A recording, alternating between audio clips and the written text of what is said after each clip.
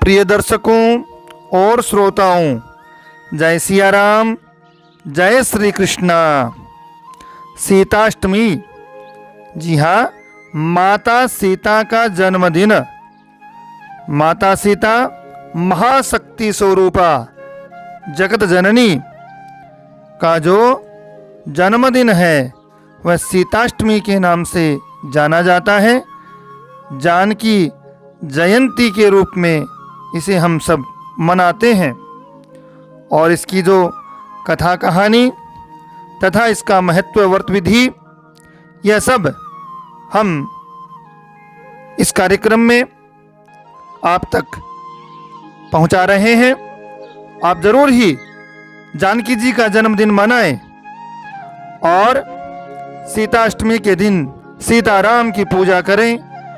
इस व्रत और पर्व को करने से दाम्पत्य जीवन में जो खटास है या पारिवारिक जीवन में जो अड़चने हैं, खटास है, वह दूर होती है तथा जो नव युवतियां तथा जिनको अपने पारिवारिक जीवन में संघर्ष का सामना करना पड़ रहा है, वह तो माता जानकी की अवश्य ही पूजा करें। इस दिन जरूर ही लाभ प्राप्त होगा।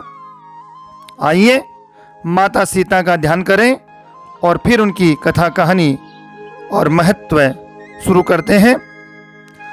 जनक सुता जग जननी जानकी, अतिशय प्रिय करुणा निधान की।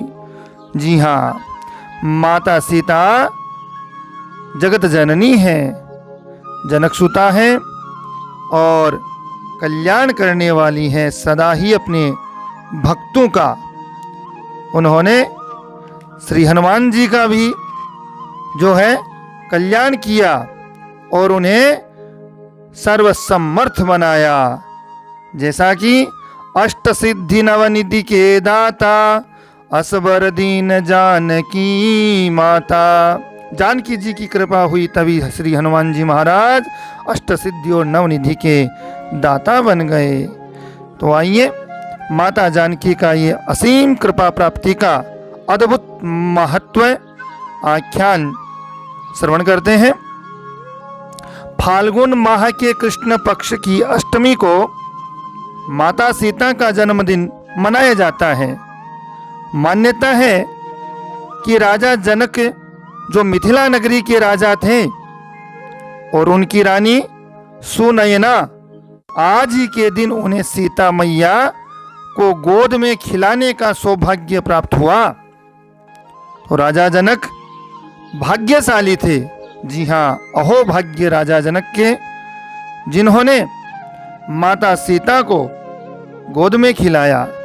रानी सुनैना भाग्यशाली, परम भाग्यशाली, जिन्होंने माता सीता को गोद में खिलाया, जिनके यहाँ माता सीता पुत्र के रूप में अवतरित हुई।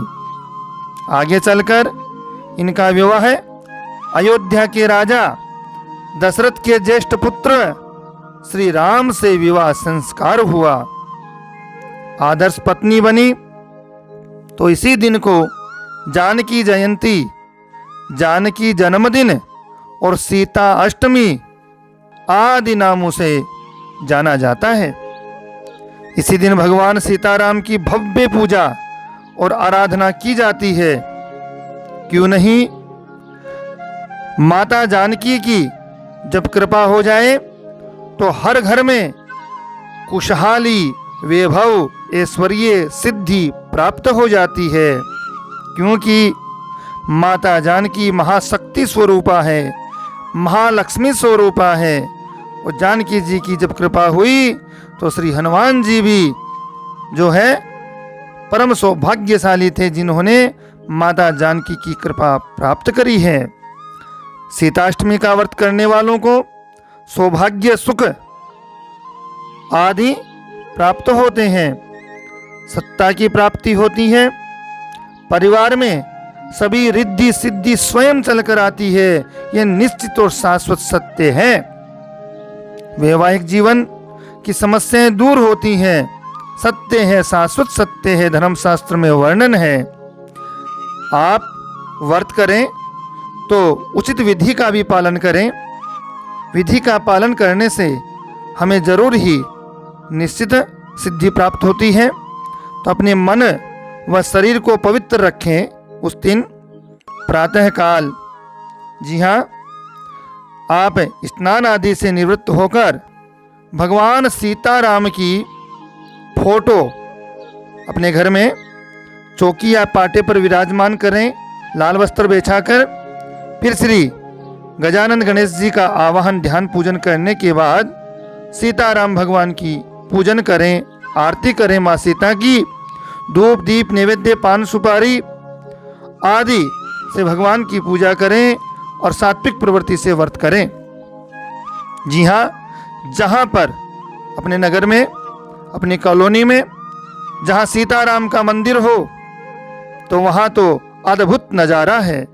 जी हाँ, सभी कोई माँ जानकी के जन्मदिन में व्यस्त है, तो वहाँ जाइए, पूजा आरती में शामिल होइए, अहोभाग्य और आरती प्रसाद प्राप्त करें। मंदिरों में भव्य और धूमधाम से माँ सीता की जयंती मनाई जाती है, जन्मदिन मनाया जाता है। धर्मशास्त्र में माँ सीता की जो कथा है वह है कि एक बार राजा जनक संतान प्राप्ति के लिए बहुत व्याकुल थे। जी हाँ, व्याकुलता, संतान किसे नहीं चाहिए। प्रत्येक सांसारिक प्राणी अपने वंश की वृद्धि चाहता है। जी हाँ, राजा जनक जिन्होंने महान ऋषियों से पूछा कि संतान प्राप्ति हेतु मुझे आप कोई उचित मार्गदर्शन करें। धर्मशास्त्रों के जानकार ऋषि मुनियों ने बताया कि संतान प्राप्ति की कामना से आप यज्ञ करवाएं। जी हाँ, यज्ञ करवाने से आपकी कामना पूर्ति होगी, आपकी इच्छा पूरी होगी हे राजन। तो इसके लिए क्या करना चाहिए? इसके लिए यज्ञ की भूमि स्वयं आपको तैयार करनी है। जी हाँ, उसे जोतना है हल से और भूमि तैयार करनी है राजन। और राजा स्वयं नरेश भूमि जोत रहे हैं। देखिए क्या अद्भुत नज़ारा है। जो नगर का राजा हो और वह हल जोते, लेकिन भगवान की कृपा है।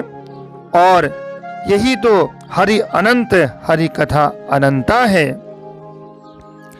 राजन जैसे ही हल जोत रहे थे उसी समय चमत्कार हुआ। जी हाँ, माँ सीता यज्ञ भूमि से नन्ही सी बालिका के रूप में प्रकट हुई। बोलिए जानकी मैया की जय हो, बोलो माँ सीता मैया की जय हो। नन्ही सी बालिका के रूप में राजा जनक को कन्या के दर्शन हुए। नामकरण हुआ, तो नामकरण का जब संस्कार हुआ है तो नाम सीता रखा गया है। सीता। इस समय जो समय था वह फाल्गुन का महीना था। जी हाँ, और कृष्ण पक्ष था और अष्टमी तिथि थी और पुष्य नक्षत्र था। इन सब का संयोग जब मिला तब जानकी जी भूमि से, यज्ञ भूमि से प्रकट हुई। इसी दिन को जानकी जयंती के रूप में मनाया जाता है। माता सीता को भूमि पुत्री भी कहते हैं। जानकी, जनक सुता, मैथिली आदि नाम माँ सीता क्यों इसी नामों से जाना जाता है, क्योंकि राजा जनक की पुत्री होने से जानकी कहलाई। मिथिला की राजकुमारी थी, अतः मिथिला नाम पड़ा। भूमि से प्रकट हुई तो भूमि पुत्री कहलाई।